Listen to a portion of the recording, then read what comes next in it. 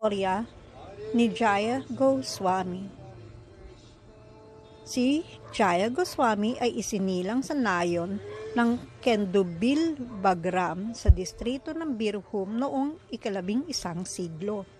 Ang kanyang ama ay si Bojadeva at ang kanyang ina ay si Bama Devi. Ang Gita Govinda ay puno ng masidhing paglalarawan ng mga paglilibang nila Sri Radha Govinda at inilaan para sa mga nagkamit ng sapat na espiritual na kabutihan. Para sa mga nagagalak sa pag-alala ng mga pastolya ni Sri Hari at laging sabik na marinig ang mga banal na kwentong ito, ang matatamis na bersyong ito ay isinulat ni Jayadeva sa basbas ni Inang Sarasvati.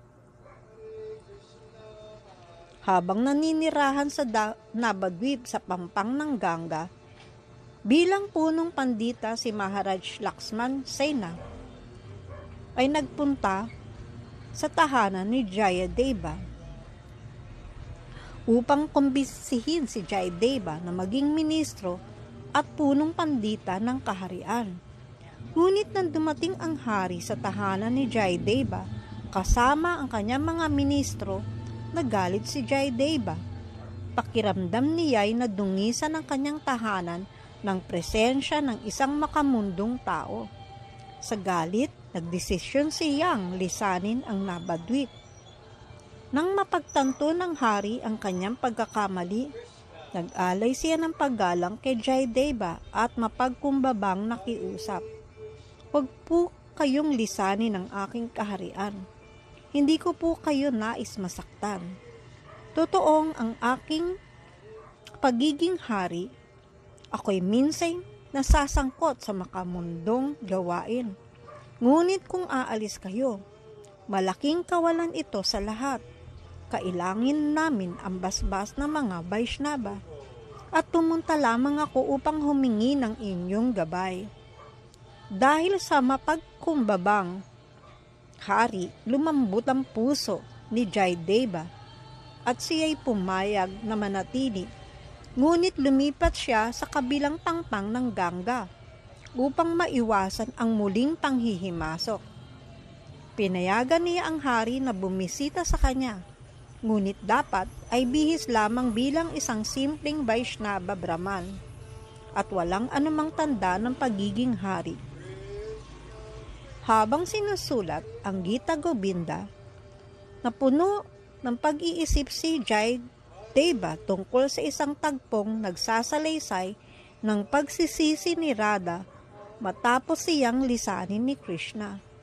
Hindi niya maisulat ang isang talata tungkol kay Krishna na nagiging alipin ng kanyang deboto. Umalis siya upang maligo.